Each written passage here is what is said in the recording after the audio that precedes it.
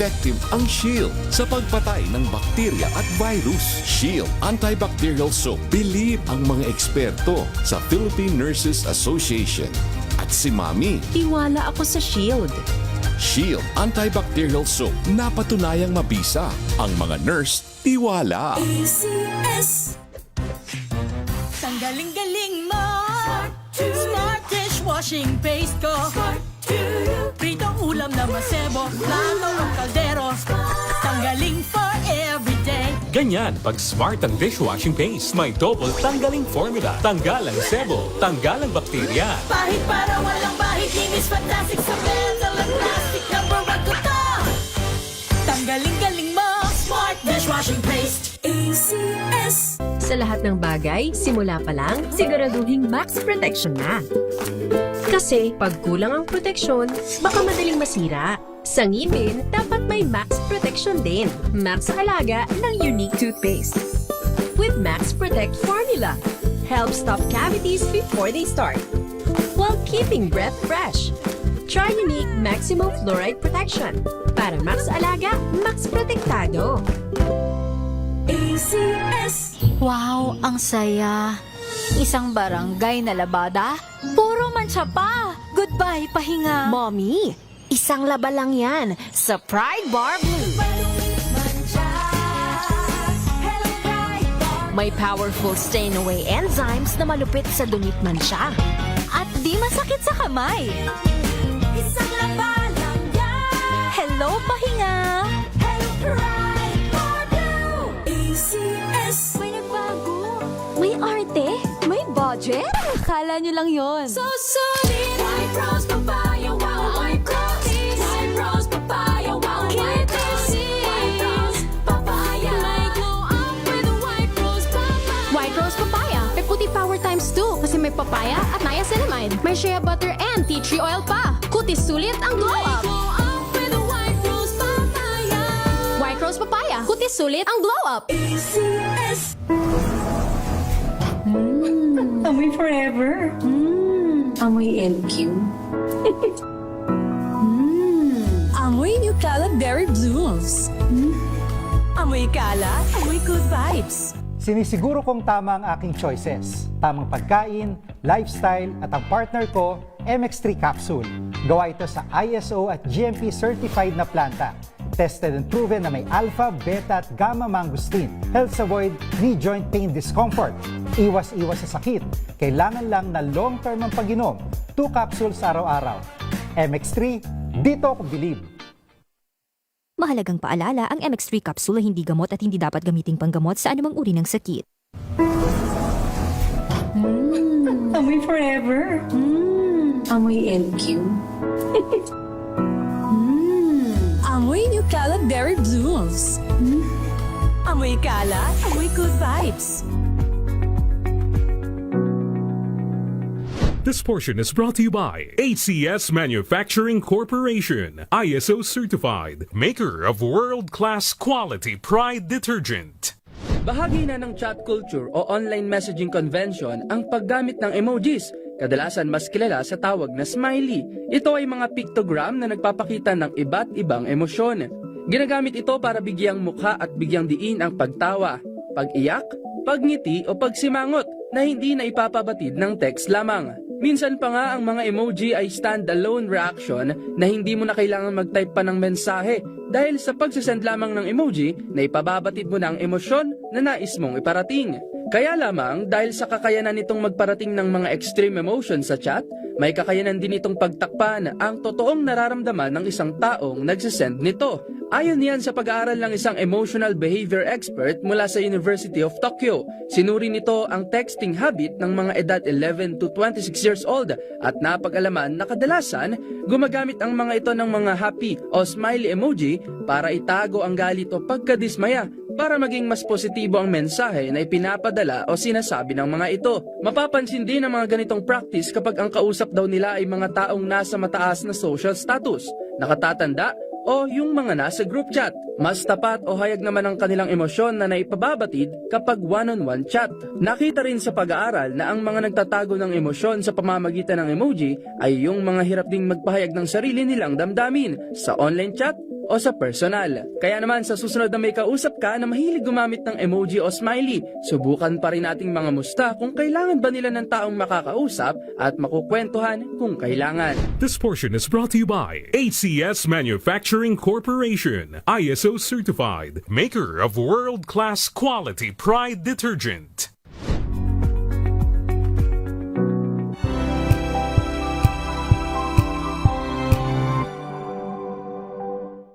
Maagang balitaan, maagang usapan sa mga issue at balita kasama si Kuya. Kauna-unahan sa Pilipinas. Manila Broadcasting Company. DZRH. Member, kapisanan ng mga broadcaster ng Pilipinas. Pilipinas, 14 na minuto na makalipas ang alas 5 ng hapon. Dahil ang pamamahayag kailangan laging patas. Ang pagtalakay ng bawat issue dapat laging parehas. Narito na ang balitaan at talakayang hihimay sa punot dulo ng mga issue. Bawat panig ilalahad sa publiko. Programang DZRH Balansyado.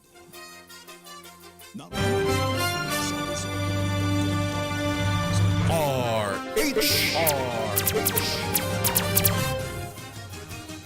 Balansyado.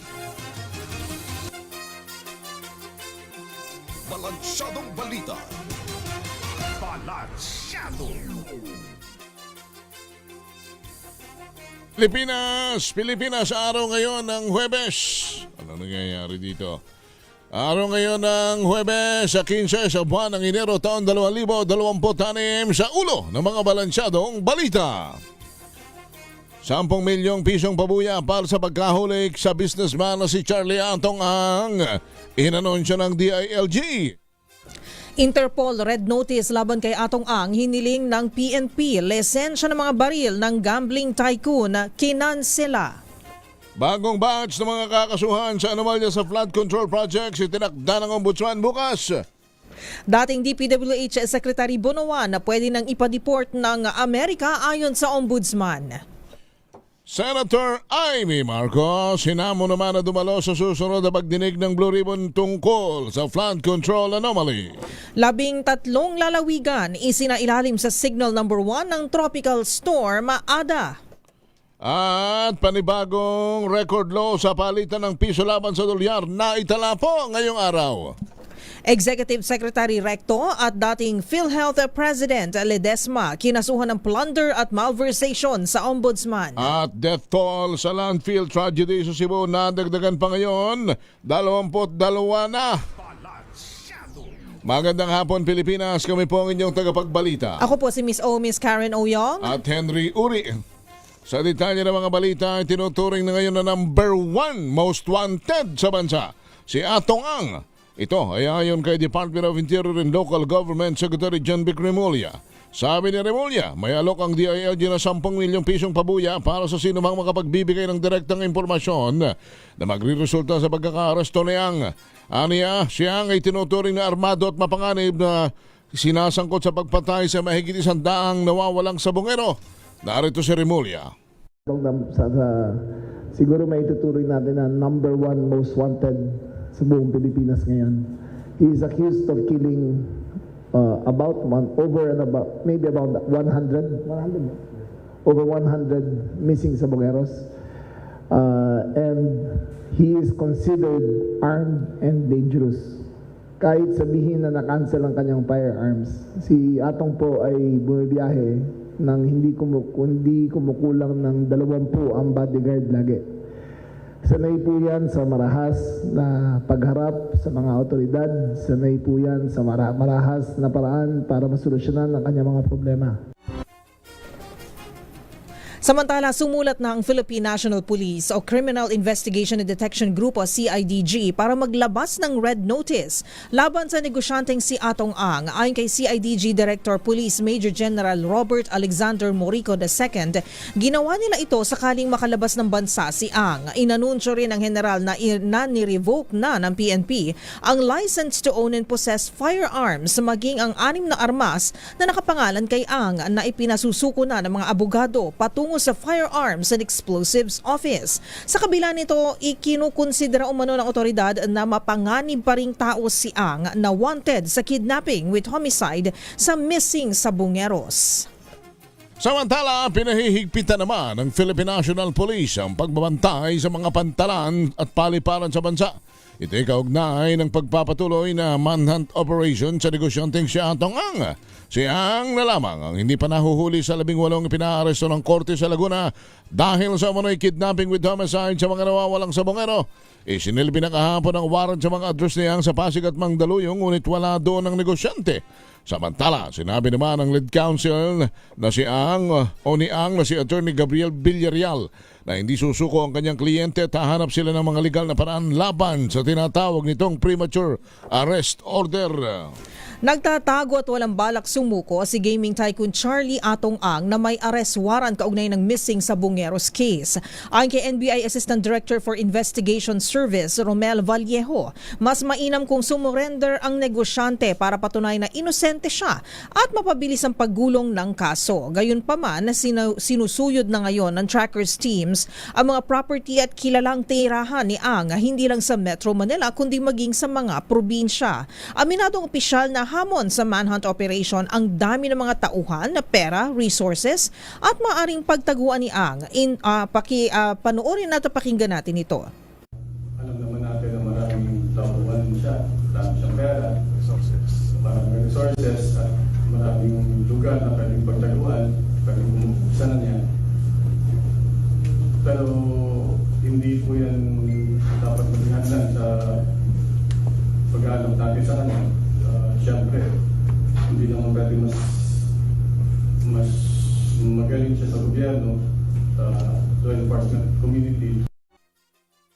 Sa pagtatanong ng DZRH News, ipinagpag naman ni Deputy Director for Operations, Attorney Jose Justo Yap, ang posibilidad na nakalabas ng bansa si Ang sa pamamagitan ng backdoor. Kumpiyansaan niya silang nasa Pilipinas pa ang tycoon na batay na rin sa kanilang credible information at record ng Bureau of Immigration. Walang surrender feelers na natatanggap ang Bureau mula sa kampo ni Ang. Pakinggan at panuorin po natin ito ulit. Wala tayong nare-receive any leaders from the group or from Mr. Atong himself. But definitely, if it would be much appreciated kung advice na rin siguro, mas maganda na sumurrender na lang siya para na rin gumulong ng mas mabilis ang kasong ito. Samantala, 21 minuto na. Makalipas ang 5:00 ng hapon, babalik po tayo sa ilang saglit. Ang oras na yan.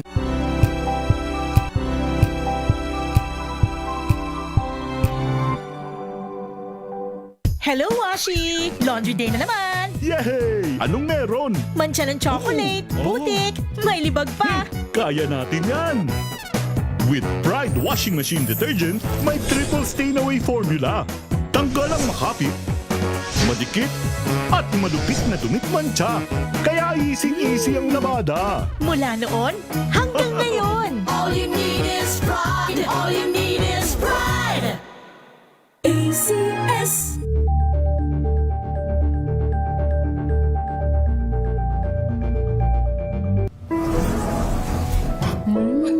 Amoy forever. Amoy LQ. Amoy New Cala Berry Blooms.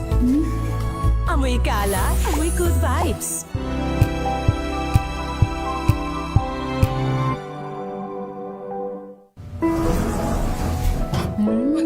Amoy forever. Amoy LQ. Amoy New Cala Berry Blooms. Amoy Cala, amoy good vibes.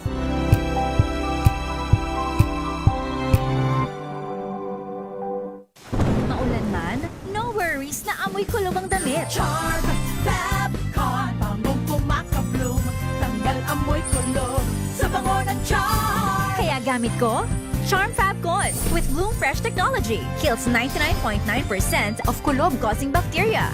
May aroma burst pa of thousands of flowers and berries. Ang sampay sa loob, no amoy kulob. Bangong kumaka-bloom sa charm. Charm Fabcon. ACS.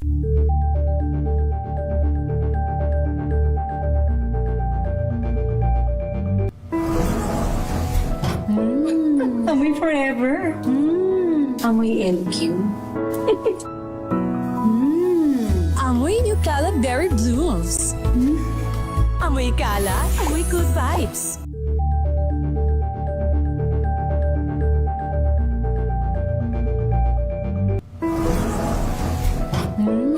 Amoy forever. Amoy LQ. Amoy New Caleb Berry Blooms. Amoy kala, amoy good vibes.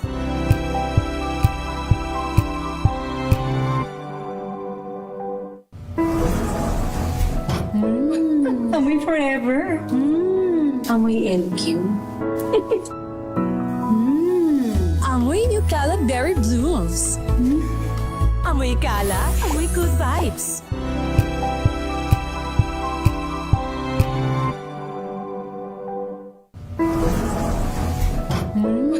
Amoy forever.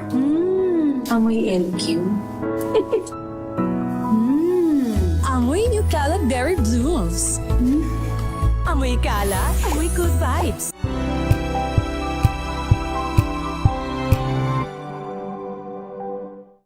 Maagang balitaan, maagang usapan sa mga issue at balita. Kasama si Kuya Angelo Palmones sa Magandang Umaga Pilipinas. Mula Lunes hanggang Biyernes.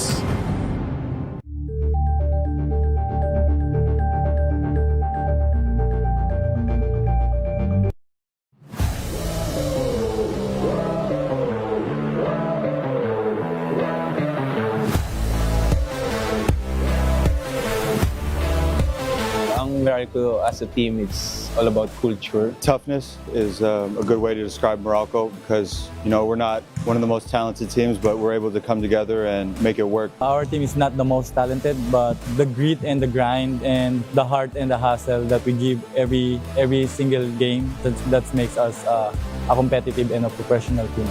Hi, kami ang Meralco Bolts at panoorin niyo ang aming episode sa DCRH TV Matchpoint. Mabuhay Atletang Pilipino!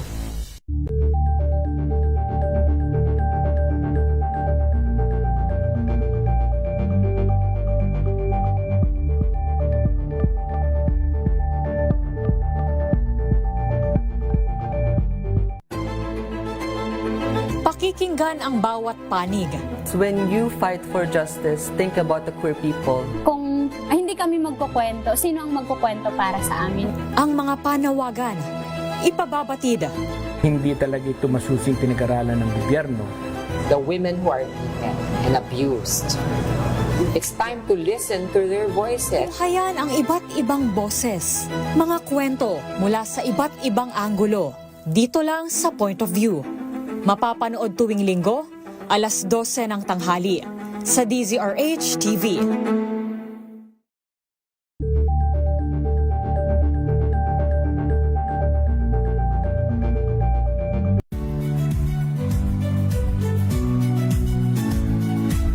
Magandang araw mga kaibigan. Ito po ang inyong balerina ng bayan, si Lisa Makuhay Lizalde, na nag-aanyaya sa inyong samahan kami at ang aming mga espesyal na panauhin para sa kalahating oras ng masayang kwentuhan sa aming programang Art to Art, kung saan ang usapang sining at kultura ay para sa lahat. Huwag kaliligtaan, tuwing linggo, alas 3:30 ng hapon, dito lamang sa DZRH Radio, DZRH TV, at via online streaming.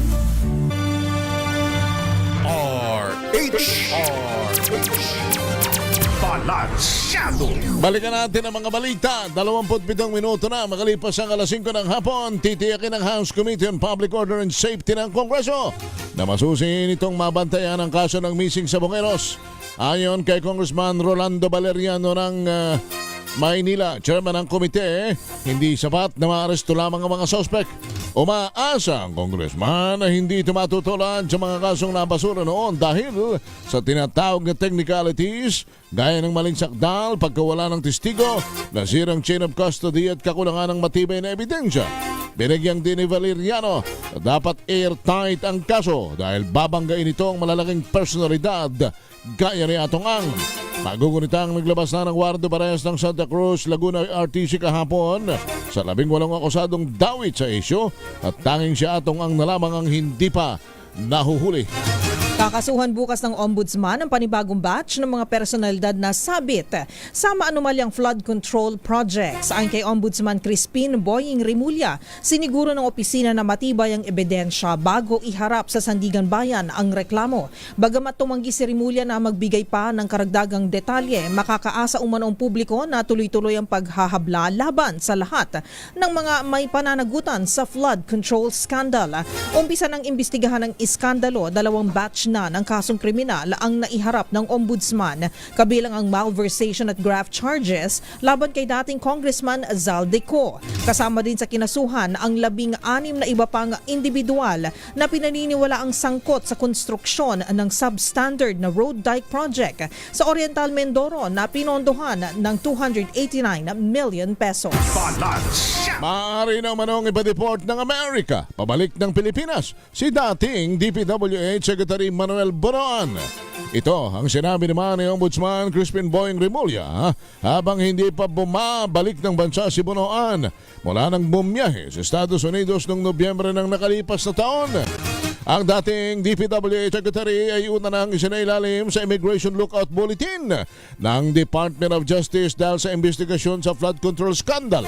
Siya ay pinayagan na bumiyahe sa US para sa medical procedure ng kanyang asawa sa kondisyon na siya ay babalik noong December 17, 2025. Ayon kay Rimulya, overstaying na sa Amerika si Bonoan kung kaya't maaari na siyang ipa-deport pabalik ng Pilipinas. Hinamon ni Senate President Pro Tempore Panfilo Ping Lacson na siya ring chairman ng Senate Blue Ribbon Committee si Senator Amy Marcos na dumalo sa pagdinig ng komite sa araw ng Lunes, January 19. Ayon kay Senator Lacson, kung may ebidensya itong hawak laban sa kanyang pinsan na si dating House Speaker Martin Romualdez ay ilahad na niya dahil bibigyan siya ng kahit 1 oras na magsalita sa Blue Ribbon Committee at hindi ang sira ng mga miyembro ng komite sa pagsasabing hindi ipinupursige ang investigasyon kay Romualdez. Sa record umano ng hearing, tanging si retired Master Sergeant Orly Guteza ng Philippine Marines ang nagdawit kay Romualdez sa flood control scandal. Sina Senator Amy Marcos at Lacson ay panayam parinigan nitong mga nakalipas na araw sa usapin ng insertion at pork barrel sa budget. Pakinggan po natin si Senator Ping Lacson. For example, halimbawa si Speaker Romualdez, sa ngayon as we speak, no, sasabihin ko pa rin, wala naman talagang direktamente nag-implicate sa kanya except Gutesa. Matibay sana kung si Gutesa na andyan, nagpunta sa DOJ, sa Ombudsman, at nag-affirm ng kanyang affidavit. Pero dahil wala siya, ngayon, kung meron si Senator Amy na ebidensya mapapakita, most welcome siya mag-attend. Huwag niyang kaming siraan na pinagbabawalan na implicate si former Speaker Romualdez. Kaya sa Lunes, kung meron siya pinanghawakan, pumunta siya, kung gusto niya, bibigyan ko siya ng 1 oras para ilahad-lahat yung kanyang ebidensya kung meron. Samantala sa iba pang mga balita, lumakas pa bilang tropical storm ang bagyong Ada. Ayon sa Pag-asa, huli itong namataan sa layong 400 kilometro mula sa silangan ng Surigao City sa Surigao del Norte. Taglay ng bagyo, ang lakas na hangin aabot sa 65 km per hour. Malapit sa sentro at bugsong aabot naman sa 80 km per hour habang kumikilos pahilang ng kaluran sa bilis na 15 km per hour. Sa ngayon, nakataas na ang signal number 1 sa Sorsogon, Camarines Sur, southeastern portion of Albay, Catanduanes, northern Samar, eastern Samar, eastern portion of Biliran, eastern portion of Leyte, eastern portion of southern Leyte, Dinagat Island, Surigao del Norte at Surigao del Sur. Sa forecast naman ng Pag-asa, patuloy na kikilos ang bagyo. Pahilagang kanluran hanggang sa araw ng Linggo bago ito lumiko. Pahilagang silangan sa Lunes pabalik ng Pacific Ocean. Kumambyo naman ang Independent Commission for Infrastructure o ICI sa nauna nitong pahayag na hindi muna sila makakapagrekomenda ng kaso sa Ombudsman dahil sa kakulangan ng commissioners. Sabi sa DZRH ni ICI Special Advisor at Investigator Rodolfo Azurin, magsusumite ang komisyon ng flood control case referral kung kinakailangan dahil tuloy pa rin naman ang kanilang trabaho kahit tanging si Chairman Andy Reyes na lamang ang natitirang commissioner. Ayon kay Azurin, kinikilala ni Reyes ang pahayag ni Palace Press Officer Attorney Claire Castro na walang hadlang para magrekomenda ng kakasuhan ng ICI kahit pa solo na lamang ito. Samantala, batay sa impormasyon ay ilang araw na umanong nakasick leave ang chairman ng komisyon na inaantabayanan din sa opisina kung balik trabaho na ngayong araw. Samantala, lalo pang sumimplang ang piso laban sa dolyar. Ito'y matapos magsara ang palitan sa 59.46 bawat dolyar na panibagong record low sa foreign exchange rate sa bansa. Kahapon ay sadsa din ang piso sa trading na 59.44 kada dolyar. Stranded naman ang higit sa 1,700 na pasahero, driver at mga cargo helper mula sa 16 na mga pantalan sa buong bansa dahil sa Bagyong Ada. Ayon sa Philippine Coast Guard, kasama rin sa apektado ng bagyo ang 573 rolling cargos at 11 iba pang sasakyang pandagat. Mayroon din 11 barko na pansamantalang sumilong sa mga pantalan bilang pag-iingat sa malalakas na alon at hangin. Pinaalalahan na naman ng PCG ang publiko na makipag-ugnayan muna sa mga otoridad bago bumiyahe sa dagat. Iginagalang naman Executive Secretary Ralph Recto ang karapatan ng sino mang individual o grupo na maghahain ng mga reklamo at humingi ng mga proseso sa ilalim ng batas. Ito ang pahayag ni Recto kasunod ng panibagong mga kasong inihain laban sa kanya sa Ombudsman kaugnay ng paglilipat ng 60 billion pesos na pondo ng PhilHealth sa National Treasury nung siya ay kalihim pa ng Department of Finance. Iginit naman ang Executive Secretary na naresolba ng Korte Suprema ang issue at sumunod na rin ang gobyerno sa kautusan ng Korte. Naibalik na niya ang pondo ng PhilHealth at dinagdagan pa para makapagbigay ng mas mahusay na serbisyo sa taong bayan. Nanindigan din si Recto na wala siyang pagkakasala gaya ng paniniwala ng mga maestrado ng Korte Suprema kung kaya't hindi siya pinanagot bilang dating kalihim ng DOF. Nagdagdag pa ng panibagong modular tent sa ilang evacuation center sa Albay dahil sa nagpapatuloy na aktibidad ng Bulkang Mayon. Ayon kay Norman Laurio, Regional Director ng Department of Social Welfare and Development o DSWD, nasa 25 na tent ang inilagay sa bayan ng Malilipot at Tabaco City. Dagdag pa ni Laurio, ang bagong mga tent ay para masiguro na ligtas ang bawat pamilyang ililikas. Binabantayan din ng ahensya ang supply ng tubig, pagkain at emergency vehicles mula sa Philippine Red Cross. Samantala, nananatiling nasa Alert Level 3 status ang nasabing bulkan at patuloy na pinag-iingat ang mga residente sa lugar. Ipadideport naman pabalik sa Russia ang vlogger na inaresto matapos mangharas ng mga Pilipino sa Bonifacio Global City sa Taguig. Ito ang kinumpirmahan ni DILG Secretary John B. Cremulya sa isang press conference para sa deportasyon ni Vitaly Sodorebetsky kasunod ng pagresolba sa mga kasong isinampalaban sa kanya. Ayon kay Bureau of Immigration, Legal Division Chief Arvin Cesar Santos, na-issuehan na ng deportation order ang dayuhan. Muling kinasuhan ng plunder sa Office of the Ombudsman si dating Finance Secretary at ngayong Executive Secretary Ralph Recto at dating PhilHealth President at Chief Executive Officer Emmanuel Ledesma Jr. Ito ay may kinalaman pa rin sa iligal na paglilipat ng 60 billion pesos na pondo ng PhilHealth para sa mga unprogrammed appropriations ng 2024 General Appropriations Act o GAA. Ang mga naghain ng reklamo ay mga grupo ng mga doktor mula sa Iloilo, health advocates, mga abogado abogado at mga miyembro ng PhilHealth. Bukod sa plunder o pandarambong kabilang sa mga kasong iniharap sa Ombudsman ay ang technical malversation, paglabag sa Anti-Graft and Corrupt Practices Act at grave misconduct. Ay kay Attorney Rodel Taton na siyang tumatayong abogado ng mga complainants. Kawawa ang sambayanan kung ang isang gaya ni E.S. Recto ang pagkakatiwalaan na mamahala sa pondo ng bayan. Matatanda ang noong buwan ng Disyembre ay una na ring inireklamo sa anti-graft body ng patong-patong na kasong kriminal si Recto at Ledesma na may kinalaman pa rin sa nabanggit na kaso. Samantala, problema ngayon ng maraming pasahero ang kakaunting bilang ng mga bumibiyaheng pasaherong jeep. Sa monitoring ng Land Transportation Franchising and Regulatory Board, lumabas na hindi tugma ang inire-report sa kanilang numero ng operating unit sa bilang ng public utility vehicle sa mga kalsada. Ayon kay LTFRB Chairman Vigor Mendoza, mahaba pa rin ang waiting time ng mga pasahero kahit marami ng mga operator ang nabigyan ng prangkisa. Narito si Mendoza. Nakita ka namin last week, kung walang pagbabago, bakit parang ang waiting time naman humahaba?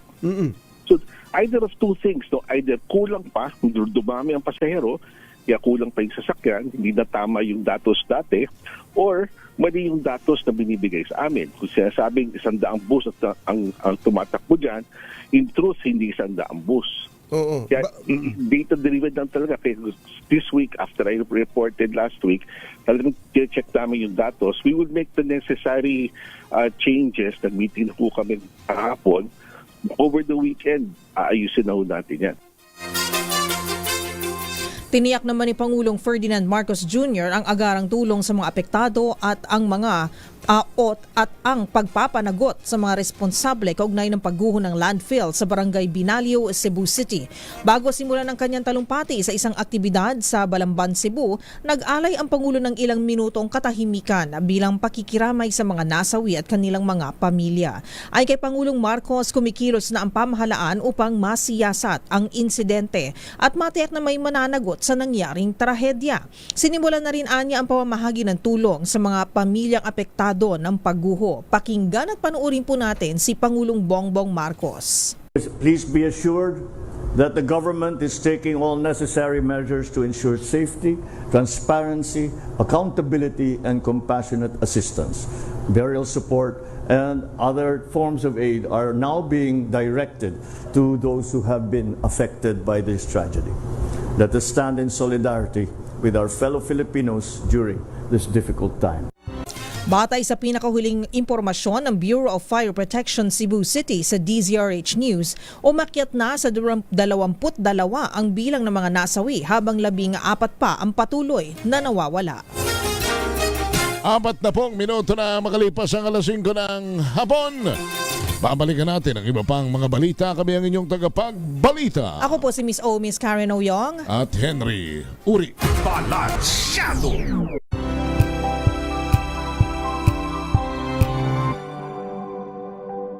Curious ka ba sa maraming bagay?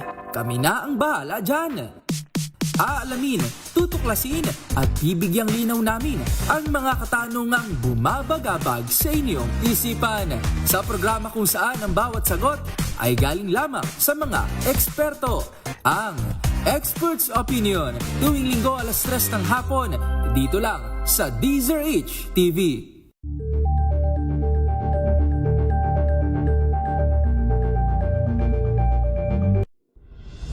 Tuloy-tuloy ang pagtulong, tuloy-tuloy ang pagseserbisyo at tuloy-tuloy ang balitaan kasama si May Binauhan sa Operation Tulong mula Lunes hanggang Biyernes.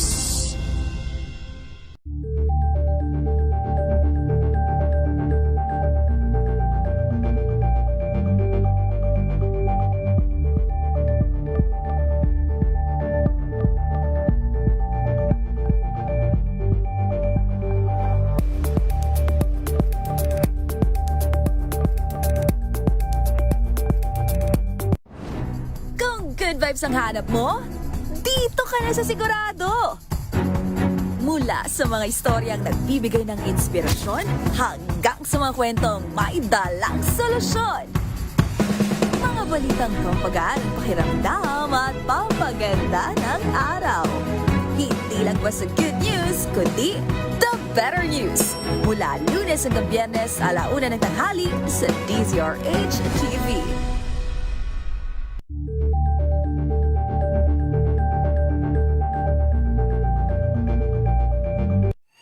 Mga balitang gigising sa inyong umaga. Mga balitang kailangan mong malaman. Mapapakinggan sa ACS Balita sa 2x2.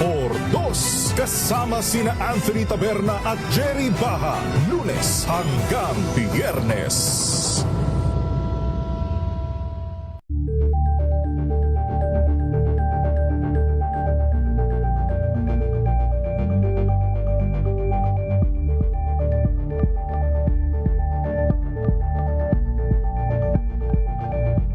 Tambalang Anthony Taberna at Jerry Baha ang gigising sa inyong umaga dahil lalatay ang humahagupit na diskusyon at komentaryo Lunes hanggang Biyernes sa 2x2.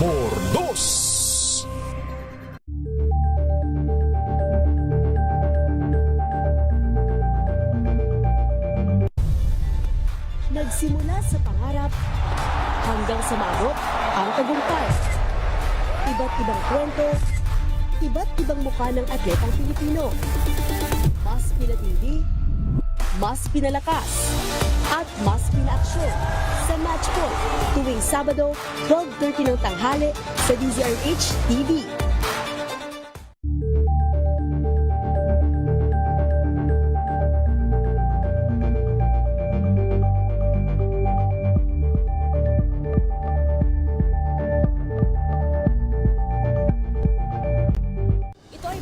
Naitalang 17 individual na ang kanilang naaresto. Ng Metro Manila Development Authority o MMDA ang No Contact Apprehension Policy o NCAP sa Metro Manila. Sa ang ilang mga dokumento ay peke. Hindi rin legal ang employment na ipinangako sa kanila. Sa mata ng batas, mananagot ang sangkot at may sala. Dahil sa bawat paglabag, may karampatang parusa. Alamin ang mga pananagutan sa likod ng mga bawal. Dito sa Hoy! Bawal yan, tuwing Sabado, 11:30 ng umaga. Dito lang sa DZRH TV.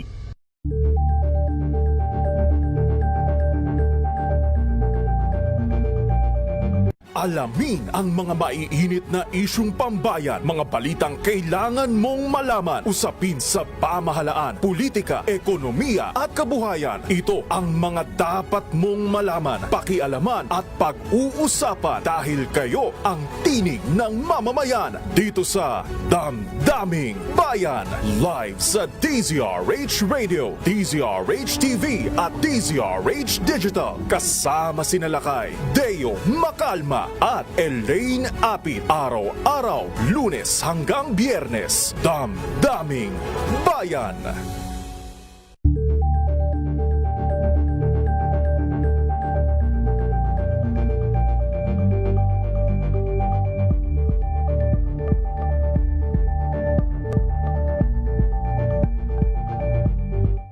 Maagang balitaan, maagang usapan sa mga issue at balita. Kasama si Kuya Angelo Palmones sa Magandang Umaga Pilipinas. Mula Lunes hanggang Biyernes.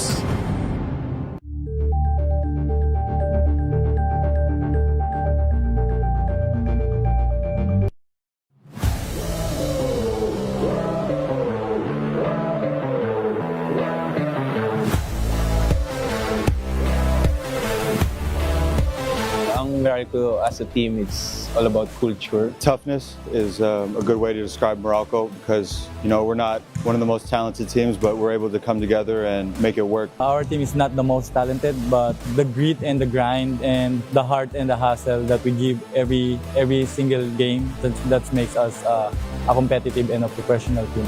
Hi, kami ang Meralco Bolts at panoorin niyo ang aming episode sa DCRH TV Match Point. Mabuhay atletang Pilipino!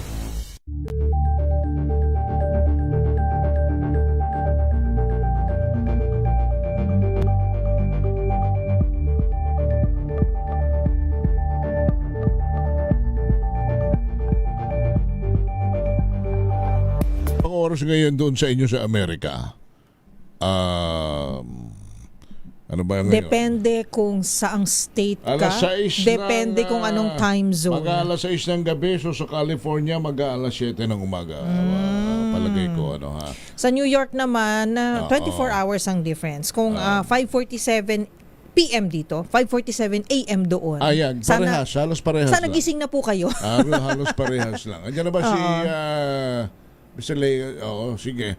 Hindi, kanya ako nababanggit yan. Siguro sa mga oras na ito, baka kasi maaga naman gumigising si Secretary Bunoan dati, kung di ako nagkakamali, sapagkat nung nasa gobyerno pa siya at nung nasa pribado pa siya, partner. Mga ganyan maagang gumigising yan at naghahanda na para pumasok ng opisina. Lalo kung gusto nilang mauna at marami silang mga meeting. So, gising na ho ba kayo, Secretary Bunoan? Hindi naman siya nagtatrabaho ngayon, di ba, sa US? Hindi nga, kung nasanay nga yung body clock mo, partner, na maaga kang napupukaw ng iyong edad, di ba baka gising na yan. Kanya ako nasabi, kung gising na kayo, mukhang, huwag naman, sana rin yung sapitin na kayo ma-deport. Ano ho, sapagkat ang sabi po ng inyong mga kasama rito sa gabinete, partner, sapagkat sabi ninyo, uuwi kayo ng December 17 Magpapagamot lang yung inyong may bahay, pero ngayon ho kasi, ano pang petsa na ngayon? Mahigit kulang-kulang isang buwan na, simula nung sabihin ninyo kayo babalik, hindi kayo bumalik. So, mayroong binubuo na baka hilingin sa gobyerno ng Amerika na ipa-deport kayo. Naku. Ang sama naman nun, partner. Sipin mo, iningat-ingatan mo ang iyong pangalan. Pagkatapos ganyan ang kasasapitin mo na nasa isang bansa ka para magbakasyon mapapadeport ka.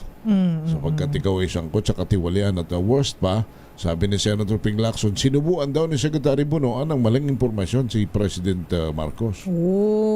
So, pero kasi lahat ng yan, alegasyon pa lang yan.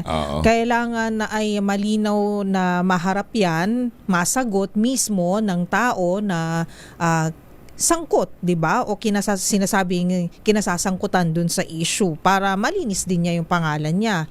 If ever i-deny niya yung mga allegation na yun, 'di ba? Pero alam mo, partner, ang batas ay dinisenyo lamang para talagang magkaroon tayo ng tinatawag na beyond reasonable doubt. Kailangan kasi ma-exhaust lahat ng due process, lahat ng paglilitis. Pero kasi mawalang galang na at lahat naman tayo naniniwala sa batas. Ang problema kasi dito sa corruption, partner, hindi ito simpleng bumaril ka lang ng tao at kinakailangan may makapagturo na ikaw ang bumaril sapagkat ikaw at yung napatay mo lamang ang usapin dito at saka yung makapagtuturo. Pero ang problema dito sa corruption, maraming kasing kamay na kasawsaw dito marami kayo ritong nagtuon-tuon, marami kayo ritong nagkutsabahan para mangyari yung malawakang korupsyon na ang pinag-uusapan ay hindi libo o daang libo lang, partner. Bilyon ito Kanya nga, sa dami ng kasawsaw, marami ring titistigo laban sa iyo at maraming kakanta. In fact, mga kumanta na nga, partner At yung mga kumantang yon ay hindi naman yung kakanta kung hindi parang dagang naipit lamang ng naipit ang buntot hanggang sa pati katawan hindi na sila makahinga, kaya sila'y kumanta na ng kumanta. Hindi sila kakanta kung sila'y hindi talagang ipit na. At pagka naiipit ang tao, partner, tandaan mo yan. Ang unang instinct niyan ay palaging isalba muna ang kanyang sarili. Ganun naman yan tayo. Kasi na siya, survival mode. Oo. Kailangan diba? Mailigtas muna ang kanyang sarili. Oo. Kanya nga itong mga naiipit na ito na nagsipagkantahan ito, syempre sa mata ng batas kinakailangan mo nang dumaan sa masusing investigasyon at paglilitis ito. Pero ang problema ho natin ngayon ay hindi problema nila, hindi naman natin problema ito, partner. Hindi na ho bobo ang tao kasi. Hindi na ho mahirap pag-aralan kung paano sila nakapagnakaw at kung paano nila nagawang pagnakawan ng bayan. In fact, si Kwan nga, partner di ba? Si Congressman Toby Chanco. Congressman Toby, di ba? Tawagan mo kasi kung Toby, baka available, sabihin mo, puntahan lang kami, si Toby. Sinasabi niya, partner, na mismong narinig niya, pinagalitan ni President Marcos si Speaker Romualdez. Sinasabing, kinuha nyo ng lahat ni Saldico ang pera, kaya wala na akong magawang proyekto eh. Wala lang ako, di ba? In other words, talagang, hindi. Kung mismong ang presidente ang nagsabi ng ganon, so totoo talagang nagkawalaan ng pera. At yung sinasabi ni Senator Ping na wala naman daw talaga magsasabit kay Speaker kundi si Gutesa, di ba yan din ang sabi ni Saldico, si Speaker din ang tinuturo, sinadiskaya noong unang mga paghalap sa Blue Ribbon, idinadawit din si Speaker. Sabi nga ni Attorney Egon Cayosa, pag binanggit yung mga ganyan, dapat ginagamit nyo yun para sa case build-up. Huwag nyo agad sasabihin wala na. Huwag nyo agad sasabihin hindi sila sangkot. Kailangan magkakaroon muna kayo ng case build-up. Bago kayo magsabi ng mga ganong statement. Kaya lang, partner, paano ito? Sinabi na nga na wala raw walang ebidensya raw na patungo. Pero anong tawag riyan? Hindi, pero ang ano lang naman dyan, kung maglalabas kayo ng statement, kailangan mayroon kayong pang backup dyan, di ba? Meron kayong ebidensya, meron kayong pruweba, di ba? Borderline, pwede kasing dapat iwasan natin yung mga borderline hearsay, chismis, usapan sa di ba? Sa kapihan, yung mga ganon, chismisan. Tsaka mawalang galang na pag ikaw ay head ng isang mataas na ahensya ng gobyerno, more so DOJ, Ombudsman, DILG, kung ikaw ay Senate President or ikaw ay Chairman ng Senate Blue Ribbon Committee, dapat umiiwas ka dun sa mga statement na ang magiging presumption ng tao, may inaabsuelto ka. Mas maganda sana na wag kayong magkomento na maaaring sila'y walang kasalanan. Hayaan nyo munang yung sinasabi ni Attorney Egon Cayosa na mag-case build up kayo. Di ba? Ito na. Nakuha natin si Congressman Toby Chanco. Congressman Toby, magandang hapon sa inyo and it's nice to have you on air, sir. Magandang hapon po sa inyo. Magandang hapon po, Kong. Yes, Henry, Karen. Opo. Magandang hapon po. Kami napatawag uli sa inyo sapagkat ano na bang nangyayari dito sa ating pinaglalaban? Kayo rin masindi ang inyong pakikipaglaban sa flood control anomalies. Pero sir, kung saan na napasuoto ang isyo? Kung ano-ano ng mga napatambak at kung ano-ano ng mga isyong tumatabon dito. May kapapatukan pa ba ito, Congressman Toby? Yes, I think so. Tiwala ako na talagang seryoso si Ombudsman Boying Remulla na talagang panagutin yung mga dapat panagutin. Opo, pero yun na nga po, nangako sila na maski ang Pangulo nagsabing may makukulong na bago magpasko na big fishes. Pero hanggang ngayon wala naman nung nakukulong, pati hinahanap po yan ng taong bayan. Yes, tama po kayo. Sa tingin ko, kung sino man ang nagbigay ng petsa at informasyon kay Presidente nung panahon na yon ay dapat managot, di ba? Kasi sila nagbigay nun eh. Siyempre kung ikaw ay Presidente, hindi mo naman maiisa-isa yan, di ba? Binibigay sa informasyon. Sa tingin ko, dapat silang sumagot. Bakit nila binigay yung petsa na yun at hindi nasunod, no? Kasi ang frustration ng tao ngayon is bakit yung maliliit lang ang nahuhuli, ang nakukulong, pero yung talagang punot dulo ay hindi nakukulong. Ngayon, siyempre si Saldico may warrant of arrest na. Dapat lang mas porsigido siguro yung ating gobyerno na hanapin siya, no? Ang solicited proposal ko is sensya na nasamid. Solicited proposal ko is di ko alam kung mas mabuti. Kasi siyempre, I think they've sent communications to Portugal. Pero siguro mas lalabas na seryoso tayo kung magpapadala tayo ng teams doon, di ba? Tingin ko lang. Siguro matanong kabilang bansa, ano mang bansa yan, kung meron tayong pinadalang special team ng NBI, baka lalabas na mas seryoso tayo. So, mas magsiseryoso rin sila, di ba? Okay. Yun lang ang tingin ko. Congressman, sa tingin niyo po ba, ano yung, aside from that, ano po ba yung nagiging challenge? Kasi parang nagiging maila po talaga si dating Congressman Zaldico. Siya po ang hinihintay ngayon at may mga developments naman po na binibigay, may mga updates po ang Office of the Ombudsman, ang DOJ, mismo po ang ating mga senador at mga kongresista nagre-react din po. Pero hanggang ngayon po hindi pa rin po kasi siya napauuwi. So sa tingin niyo po ba, aside from yung suggestion niyo na kailangan na we should give this impression na talagang seryoso tayo sa paghuli sa kanya, ano po ba yung nagiging problema? Bakit natatagalan? Bakit tila sa mata ng publiko nahihirapan? Or may mga nagko-comment, baka ayaw lang siya talagang ibalik dito? O nadi-dribble lang tayo? Hindi nga, kaya nga, di ba? Pakita na ako rin, di ba? Ako rin eh. Nag-iisip na ako, ano ba to? Papauwiin ba talaga to o hindi, di ba? Kaya nga nakukulangan lang ako doon sa effort. Di ba parang ano yan eh? Parang kunya, isang taong may warrant of arrest dito sa Pilipinas, di ba? Pag mas porsigido, syempre mas malaki chance. Hindi naman to give the impression eh, para maghanap na rin sila doon.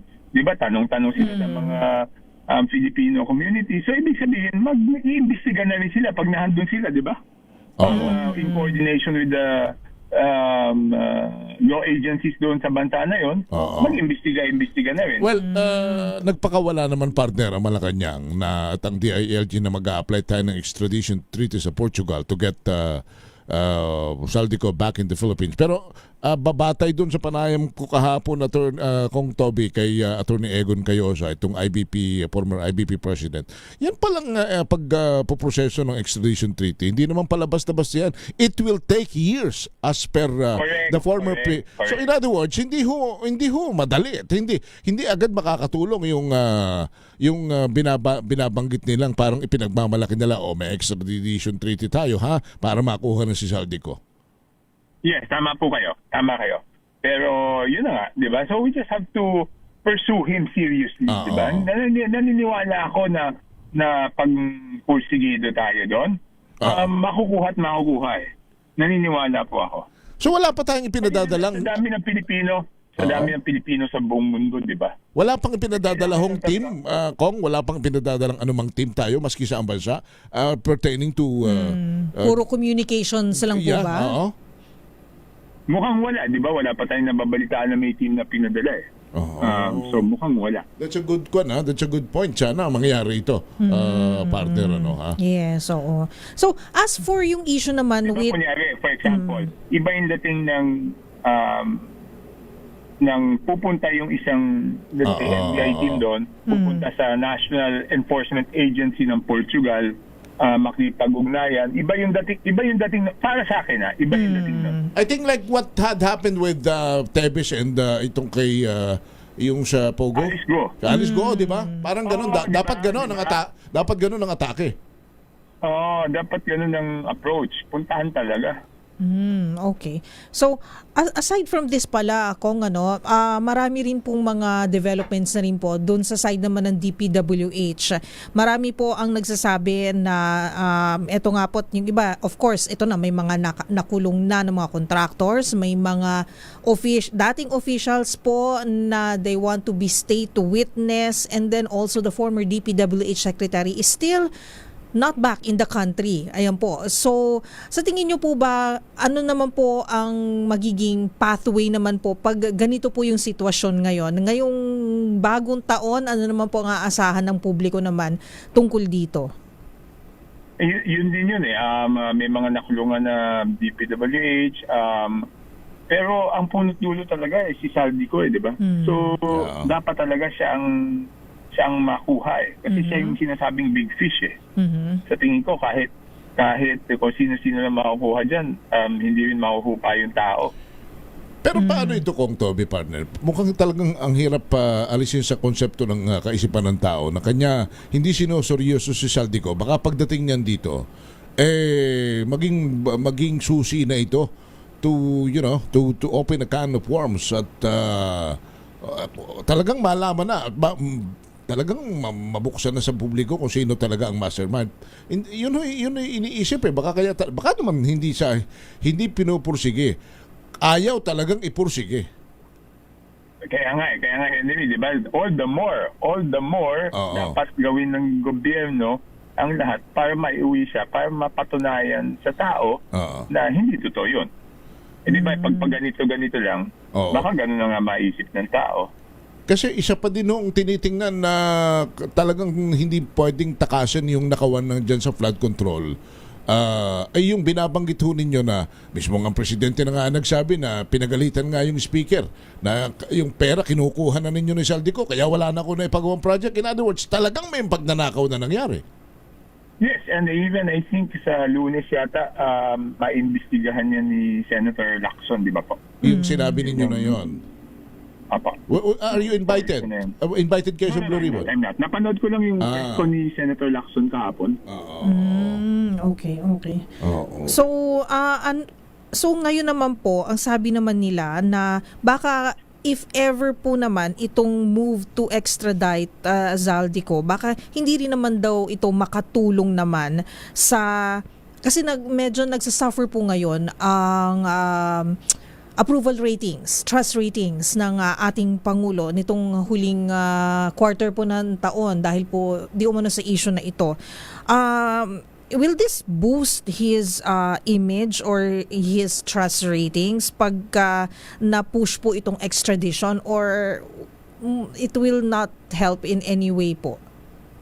Basta't mapauwi niya si Saldico, sa tingin ko makaka-recover paunti-unti yung trust ratings ng ating Pangulo dahil makikita natin yung second most important issue sa ating mga kababayan ay yung issue ng corruption, pangalawa ng presyo ng bilihin.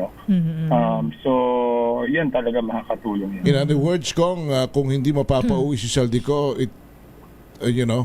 mas baka lalong tumindi yung sipa ng negative impressions and ratings. Yeah, mas mahirap maka-recover pag hindi mapauwi. And the worst is yung ang mawala yung tiwala ho ng mga investor at bumagsak at tuluyan ng bumulusok pababa yung tiwala ng mga negosyante. We're close to 60 pesos a dollar, Kong Toby, ha? Oo, ang lapit na nga eh. Konti na lang, abot na tayo dun. Yan ba ho, kayo sa tingin nyo, alarming na ito? Hindi naman po ako economic expert pero alam naman natin na siyempre lahat ng mga bilihin tataas kasi yung pag-angkat natin ng langis assuming hindi tumaas yung world price tataas. Alam naman natin pag tumaas ang presyo ng langis in peso terms lahat ng bilihin tumataas, di ba? Ganun naman po yung naging siklo ever since before Okay. At isa pa po siguro na nakakalungkot kasi Kong, yung ICI, unti-unti nalalagas na po ang mga commissioners po nito. Opo. Isa na lang, So paano po ito? Saan po aasa ang publiko for an independent body that will investigate these corruption charges?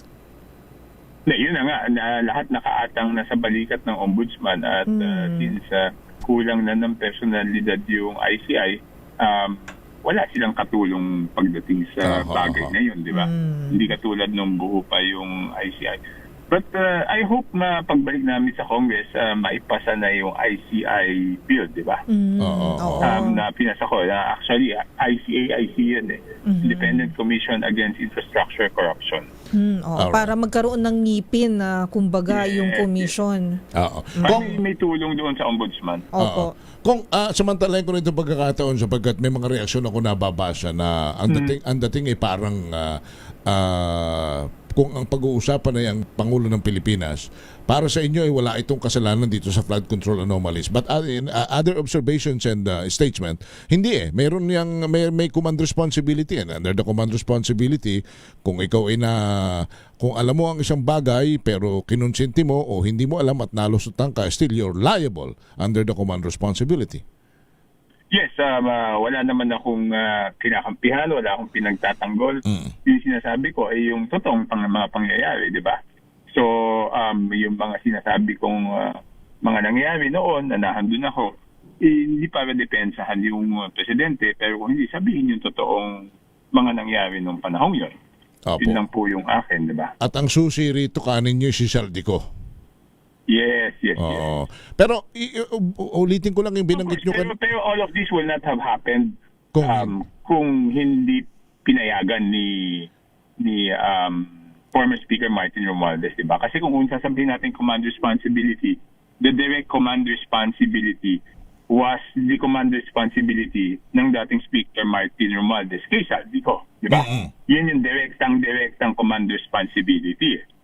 Although ang sabi naman ng ibang nakakausap natin, teka muna, magpinsan yan. Alam nga namang hindi alam ni Saldico ni Presidente yung ginagawa ni Speaker Romualdez.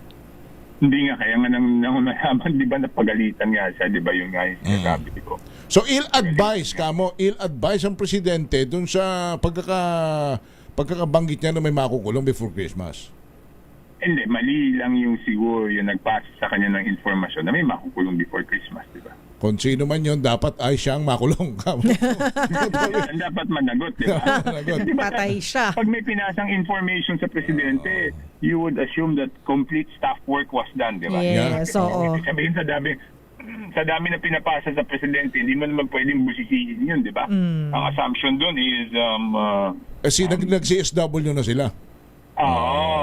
Ngayon, sino yung nagbigay ng impormasyon na yon, dapat siguro managot sila, di ba? Oo, di tsaka siguro pangit yun kung Toby, kasi parang pinangunahan na nila partner ng korte. Lagi natin, di ba? Korte lang naman ng parang ano ba yan? Yung korte, sinaklawan mo na, nilakdawan mo na kung Toby, pagkaganyan, hindi ho ba? Yes. Saka alam mo, I mean, ang prinsipyo ko lagi is under-promise, over-deliver, di ba? Yung nangyayari kasi dito, parang baliktad. Di ba? Oo, baliktad. Correct. Lalo na ngayon, sa panahong ito, partner, ako. Mag-iingat. But then again, Kong Toby, thank you so much for joining us. Thank you po, Kong. Yes po, Henry, Karen, Happy New Year. Happy New Year, sir. Congressman Toby Chanco, yun, no? Kung sino man yung Ganda yun, Do not parang under-promise, pero mag-over-deliver ka. Oo. Mas mabuti na yung wala kang masyadong sinasabi, marami ka namang nagagawa. Oo, di ba? Hindi, mas maganda naman talaga yun, di ba? Ako, mas gusto ko yung nagtatrabaho na lang ng tahimik, pero nagpo-produce ng resulta, kaysa yung mga yak-yak ng yak-yak dyan, yabang-yabang, di ba? Ang problema, pero wala rin naman napoproduce. Mr. President, ang problema kayo, over-promise, under-deliver. Pero, yun nga kasi, meron nga kasing nag-feed sa kanya ng maling information, sabi nila. Pero alam mo, mahahaba lang itong kwentuhan natin, pero 2022 to 2023, 24, 25, kayo'y napalusutan ng mga budget na maraming insertion, Mr. President. Kaya nga, ang tingin sa inyo ng tao, you're weak ngayon, yung mga ganyan mga tao na nagbibigay sa inyo ng mga maling impormasyon, nako, kuhanin nyo yan siguro. Isako ninyo yan. Di ba? Sino kaya yun? Isako ninyo, ipaanod ninyo sa baha yung mga tinamaan ng kunat na yan. Kaya lang, syempre, ang taong bayan naman ay yun nga, sinasabi natin, matatalino at magagaling naman ang mag-isip ang taong bayan. Bottom line, end of the day, you're the president. Dapat kayo hindi po pwedeng maghugas kamay at magtago sa mga kuwang ito, sa mga anomalyang ito. So, si Saldico, nasaan ba ito? Nasa Portugal ba ito? Nasa banda daw. Portugal, ang last na sabi ng sino ba? DILG, si DILG Sec Remulla. Mag-a-apply tayo ng extradition treaty. Hindi naman palabas sa basta yun. Matagal. Matagal siya talaga. Oo nga, Ambassador Karen, ikaw nga palang expert dyan. Hindi Pero syempre sa pakikipagkwentuhan natin sa mga diplomats, yung sa diplomacy level, isang level pa lang yun Pero paano na pagka hihimayin mo na yung mga legal diyan, 'di ba? Mga minute details, 'di ba? Sabi mo lagi paulit-ulit, ito yung mga paborito mong linya, the devil is in the details. Pag ganun kasi matagal yun talaga, 'di ba? Hindi lang bukas tapos na, walang ganun. Pero may binabanggit si Kwan may binabanggit nga si Attorney Egon sa ating kahapon. all it takes is, partner na gawin ng presidente. Political will. Hindi, tsaka Ay, ano ba? sabi niya, leader to leader lang yan. Tumawag lang si Presidente pwede. Ika doon sa Presidente ng Portugal. Di ba? Mas mabilis yung ganun. Government to government. Actually, mas nafa-fast track pag ganun. Sabihin lang ng Presidente na, magpapadala ko dyan ng NBI, ng kumpletong team para hanapin si Saldico, Mr. President. Because that guy, is a corrupt congressman. Tapos na ang usapan. Basta given na walang lalabagin na batas ng Pilipinas at ng bansa kung saan kunyari kayo nag G2G, government to government, president to president. G2G, government to government. Got to go. Diba? Okay yun, diba? Kaya lang sasabihin lang naman kasi nila, okay, pag sinimula ng mga leader, the wheels will be rolling na. Kumbaga, ano na yan. Ibang mag-usap ano naman tayong SSDD. Favorite mo din yan. ibang mag-usap ang presidente sa presidente. Yes, oo. Basta pag ganun, di ba, iikot ng puwet ng mga nasa, kumbaga, ano na yan, masisimula na. Diba? Kahit papapano. Ano ba, SSDD? Ewan ko. Same soup, different dish. Ay, wow. Ayun. Yan yung safe na sagot kasi naka-on air po kami ang SSDD. We'll be right back after the break, 13 minutes. After 6 o'clock, I'm Henry Uri. At ako po si Miss Karen Oyong. Balansyado.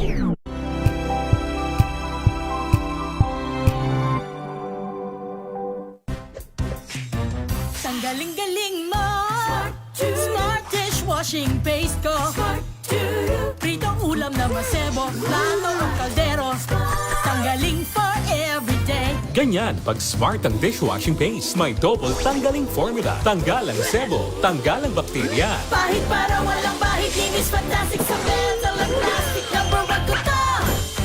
Tanggaling-galing mo, Smart dishwashing paste. ACS. May nagbago. May arte. May budget. Akala nyo lang yon. So solid. White Rose Papaya, wow, White Rose. White Rose Papaya, wow, White Rose. White Rose Papaya. May glow up with a White Rose Papaya. White Rose Papaya. May puti power times 2 kasi may papaya at niacinamide. May shea butter and tea tree oil pa. Kutis sulit ang glow up. Glow up with a White Rose Papaya. White Rose Papaya. Kutis sulit ang glow up. ACS. Wow, ang saya. Isang barangay na labada, puro mancha pa. Goodbye, pahinga. Mommy, isang laba lang yan sa Pride Bar Blue. May powerful stain-away enzymes na malupit sa dunit mancha. At di masakit sa kamay. Isang laba lang yan. Hello, pahinga. Hello, Pride Bar Blue. ACS. MX3, dito ko bilib.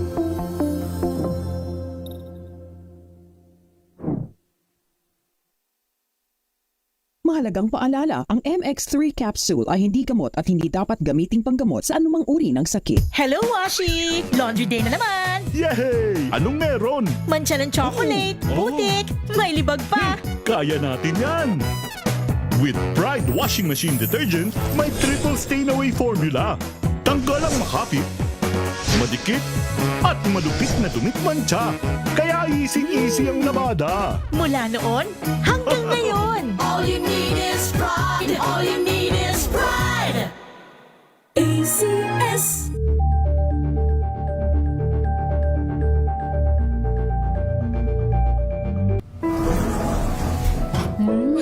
Amoy forever. Amoy LQ. Amoy New Caleb Berry Blooms.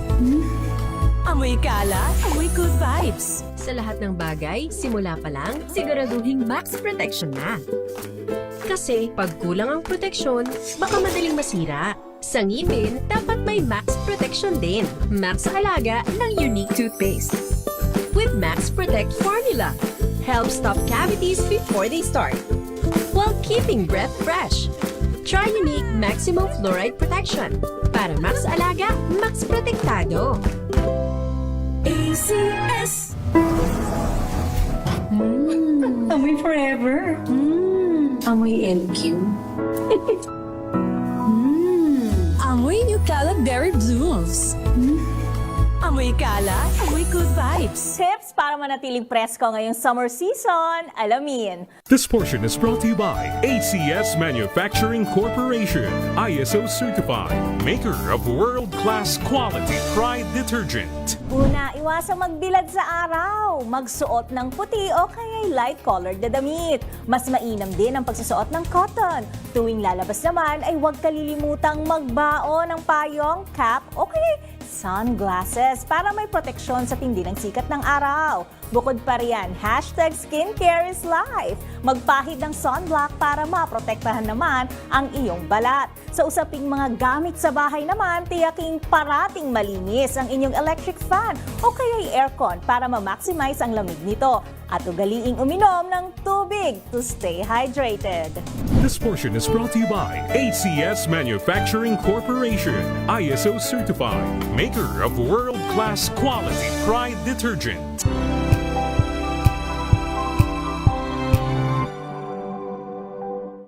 We've got you covered. From the hottest hits, exclusive interviews, kilig to the bones fan meet experience, and hataw performances of your favorite stars. Saturdays, 12 noon, dito lang sa DZRH TV.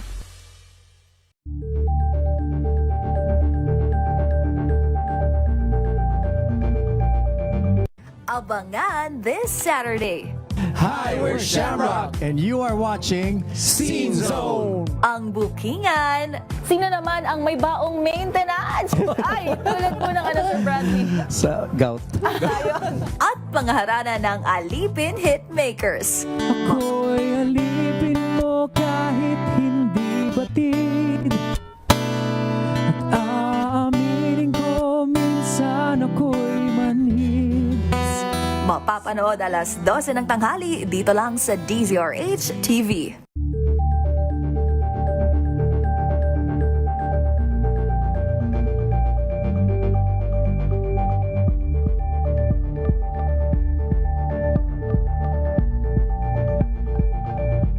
Curious ka ba sa maraming bagay?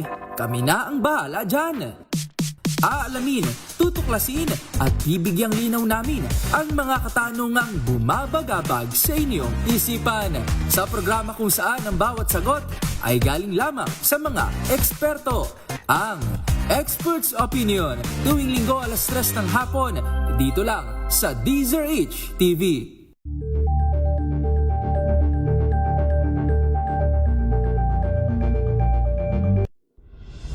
Tuloy-tuloy ang pagtulong, tuloy-tuloy ang pagseserbisyo at tuloy-tuloy ang balitaan kasama si May Binauhan sa Operation Tulong mula Lunes hanggang Biyernes.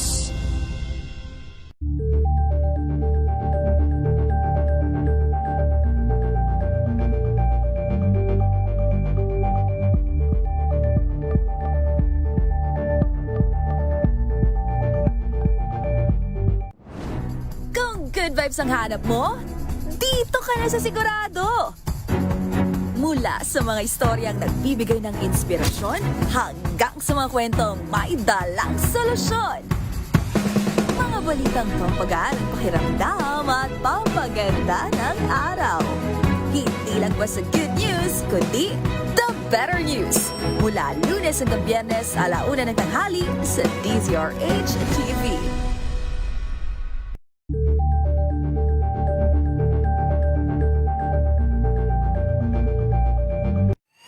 Mga balitang gigising sa inyong umaga. Mga balitang kailangan mong malaman. Mapapakinggan sa ACS Balita sa 2x2. Kasama sina Anthony Taberna at Jerry Baha. Lunes hanggang Biyernes.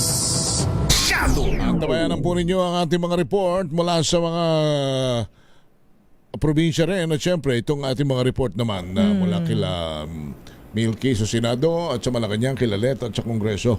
Babalik po tayo at yung mga reports na hindi mapapakinggan ninyo. Karen? Oo, pero bago yan, partner, eto may pinakisuyo lang sa atin at i-accommodate natin.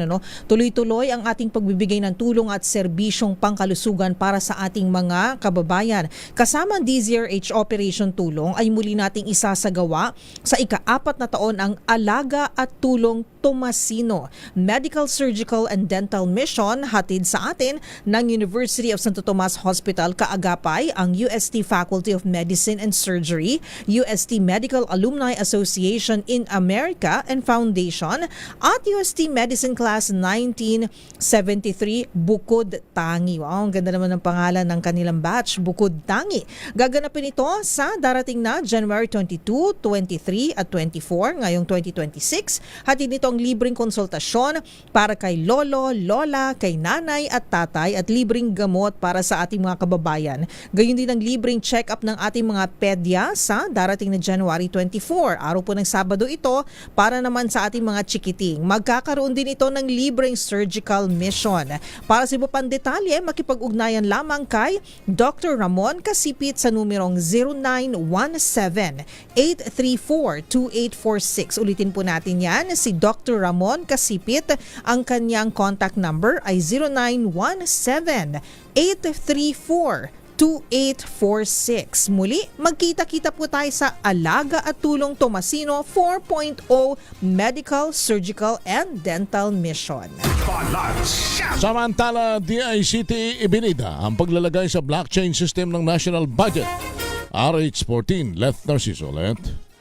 Ipinagmalaki ng Department of Information and Communications Technology na inilagay na sa Decentralized Digital Record System na blockchain ang 2026 General Appropriations Act. Sa press briefing sa Malacanang, sinabi ni DICT Secretary Henry Aguda na ang Pilipinas ang may unang legislative body sa Asia na gumamit ng blockchain para sa national budget at unang bansa sa mundo na may fully on-chain na pambansang pondo. Sa ilalim ng bagong sistema, magkakaroon ng permanente at tamper-proof digital record ang budget mula pag-aproba ng Kongreso, paggastos ng mga ahensya, disbursement hanggang reporting. Ibig sabihin, ang bawat galaw ng pondo ng bayan ay may digital proof na hindi maaaring palitan, burahin o manipulahin kahit magpalit pa ang administrasyon. Ayon sa DICT, ginagamit ang blockchain bilang integrity and transparency layer ng budget para masigurong walang ghost projects, walang palihim na pagbabago at hindi nawawala ang official records kahit lumipas pa ang maraming taon. Naniniwala ang ahensya na sa pamamagitan nito ay maiiwasan ang korupsyon at mas magtitiwala ang publiko sa proseso, institusyon at sa gobyerno. Ito si Leth Narciso para sa DZRH. Una sa Pilipinas, una sa Pilipino. Thank you, Leth. Maraming salamat, Ms. Leth. Launching naman ng 47th ASEAN Inter-Parliamentary Assembly, pangangasiwaan ng Kamara. RH12 Milky Rigunan, ibalita mo yan manang Milky. Opisyal na ilulunsad ng Kamara sa Lunes, January 19, ang paumuno ng Pilipinas para sa 47th ASEAN Inter-Parliamentary Assembly o AIPA. Ayon kay Pangasinan Representative Maria Rachel Arenas, Senior Vice Chair ng House Committee on ASEAN Affairs, isa itong makasaysayang yugto para sa AIPA. Makasama na ang Timor-Leste bilang ika-11 miyembro ng Association of Southeast Asian Nations at selebrasyon ng ika-50 taon ng Treaty of Amity and Cooperation o TAC. Ang TAC ang legal na kasunduan na naglalaman ng mga friendly cooperation sa pagitan ng mga bansa sa Southeast Asia. Si House Speaker Faustino D. III ang ex-officio president ng AIPA 2026 at magbibigay siya ng keynote address sa pagbubukas ng AIPA 2026 activities. Matatandaan, September 2025, formal na inilipat ng Malaysia ang AIPA presidency sa Pilipinas kung saan si Deputy Speaker at TUCP Party List Representative Raymond Democrito Mendoza ang tumanggap bilang kinatawan ng Kongreso. Ang mismong AIPA General Assembly ay gaganapin sa Maynila sa buwan ng Oktubre. Ako si Milky Rigunan, nagulat para sa DZRH, una sa Pilipinas, una sa Pilipino. Samantala, thank you Milky. Si Senator Bato de la Rosa ay dinipensa ni Senator Robin Padilla sa panawagang parusahan ito sa kanyang pagiging absentee senator. RH27, Raymond Paz. Raymond. Todo depensa si Senador Robin Padilla sa kasamaang si Senador Ronald Bato de la Rosa. Ito ay laban sa panawagan na parusahan ito dahil hindi na siya pumapasok sa trabaho. Sa kanyang Facebook post, sinabi ni Padilla na hindi pulis patola si de la Rosa kundi ito ay isang veterano ng giyera. Paliwanag ni Padilla, ang pagiging senador ay hindi lamang nangahulugan ng pag-upo sa opisina, pakipagpalitan ng marites sa media at pagsasalita ng maganda sa plenaryo. Diin ng senador kahit absent si de la Rosa ay kompletong nagtatrabaho ang kanyang mga staff na mahusay din sa pagbalangkas ng panukalang batas at iba pang trabaho sa opisina. Kompleto ang komunikasyon at patuloy na umaandar ang opisina ng mambabatas. Dagdag ni Padilla, ang hindi pagpasok ni de la Rosa ay dahil kailangan niyang pangalagaan ang sarili. Matatanda na simula noong November 11, 2025 ay hindi na pumasok sa Senado si Senator Bato matapos mapabalita na may warrant of arrest na ito mula sa International Criminal Court o ICC. Ito si RH28, Raymond Dadpas para sa DZRH, una sa Pilipinas, una sa Pilipino.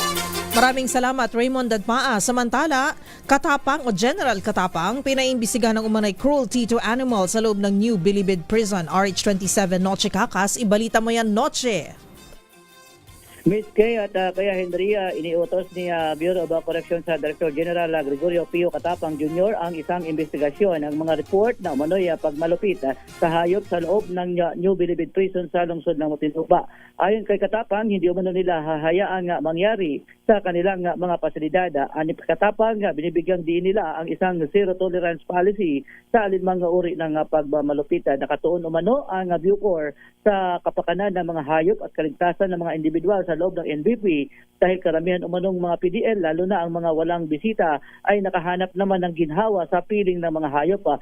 Dagdag pa ni Katapang, bagamat may mga reklamo ng kagat at kalmot ng pusa sa mga PDL, nakipag-ugnayan sila sa LGU at nakipag-partner sa Biyaya Foundation, isang organisasyong nakatuon naman sa animal welfare kung saan ipinatupad ang mahalagang hakbang tulad ng pagbabakuna at pagkontrol sa populasyon ng mga pusang gala sa loob ng bilangguan. Sabi ng Animal Kingdom Foundation, tatanggap umano sila ng mga ulat tungkol sa umano'y mga insidente ng kalupitan at pagmamaltrato sa mga pusa sa loob ng NBP. Anong hayop? Anong mga hayop yan? At ano ang ginagawa sa mga hayop? Yung pusang gala la Henry at Miss Kay, sadyang nakakapasok talaga sa loob ng NBP at may sinasabi nga sa report ng Animal King Foundation na itong mga pusa na ito dahil nakakalmot, nakakagat yung ilang mga PDL ay pinagmamalupitan daw. So pusang gala, bawal nang bugbugin sa bilibid. Bawal bugbugin. Oo naman.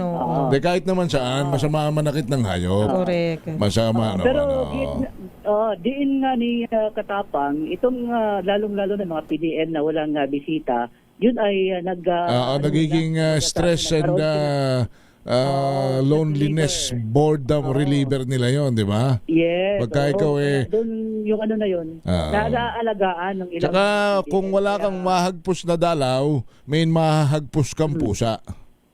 Yes. Wag mo lang ipararamdam sa pusa na siya'y minamaltrato mo dahil kakalmutin ka talaga. Yes, kakalmutin ka talaga at kagatin ka. Ikaw ba'y nakalmut na ng pusa? Hindi pa naman. Pero ilang pusa ba ang hinahagpos mo?